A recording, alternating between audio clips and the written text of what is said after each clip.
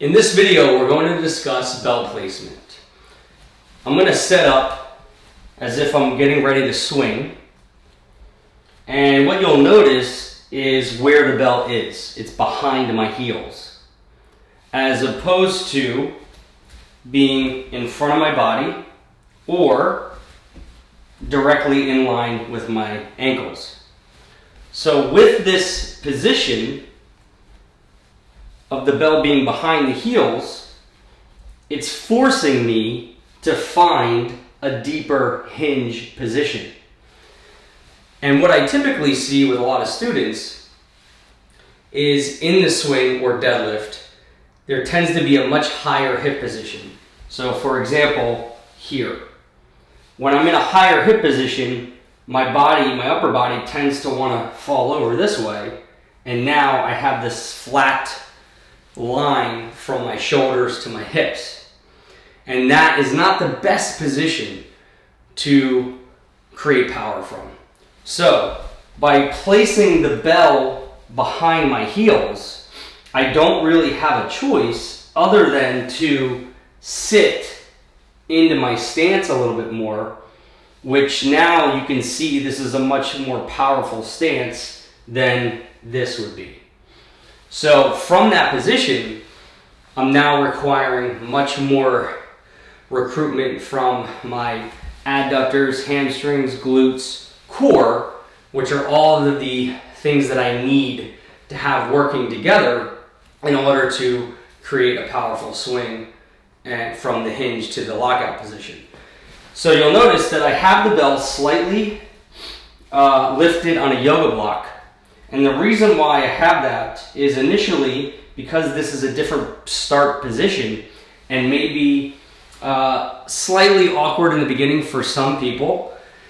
I want to be able to lift that bell up, bring the floor up a little bit so that I can think more about my position than trying to reach for the bell. So with that yoga block in place, watch how I grab the handle just with the fingers. I'll tilt the bell in the direction that I want to go, and then from this position, I will swing. And I'm placing the bell back into its original start position. And what this is going to do is not only does it solidify the hinge position and it makes me sit down a little bit deeper, but now I have to learn how to coordinate my hips with my arms. Now the good thing about this is that because my arm is already connected to my torso, really all I have to do is be patient and stand. So if I'm in this position, I'll do this in slow motion. If I'm here and I keep the arm attached and I stand, that the hip power that I create, that hip snap, is going to launch that kettlebell and that arm away from my body. Now what you're going to see as you practice this is that you might anticipate or move your arm before the hips. And this is a common mistake that you see, where the arm moves first and the hips are trying to follow, which creates a very disconnected swing. So in this position, with the bell slightly higher on the yoga block, you're going to have to take some time and really think about the hips and let the arm be completely relaxed. So I'm going to demo another 3 reps.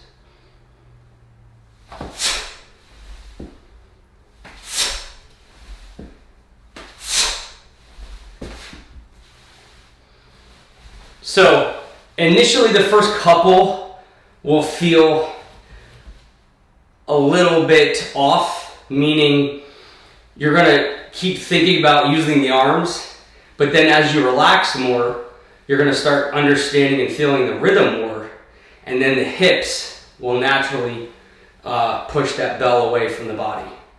So this setup position with the bell behind the heels is going to reinforce that hip hinge. It's going to make the connection better from arm to torso.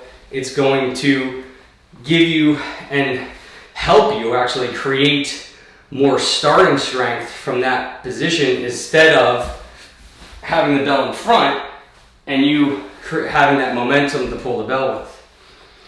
So practice this. I would do sets of 5 right and left single arm, and then practice with the two hands on the bell. Same idea. Both arms are connected. Be patient. Find your most comfortable position here. Tilt that bell in the direction you want to go, and then let the hips do the work.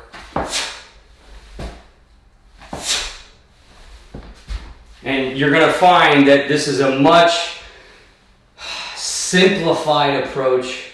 It's much more streamlined, and it will carry over very, very well into the clean and into the snatch, into the deadlift.